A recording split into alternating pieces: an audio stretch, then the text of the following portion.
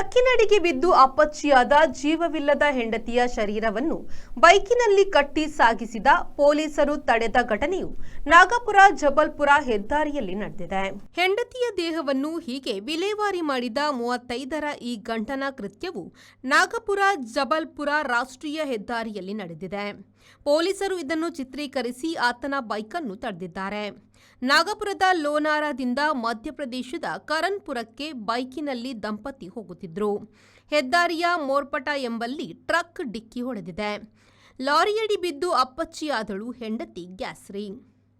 Lorry ಪರಾರಿ, ಗಂಡ ಸಹಾಯಕ್ಕೆ ಕೂಗಿದರೂ ಇತರರು ಯಾರೂ ವಾಹನ ನಿಲ್ಲಿಸಲಿಲ್ಲ.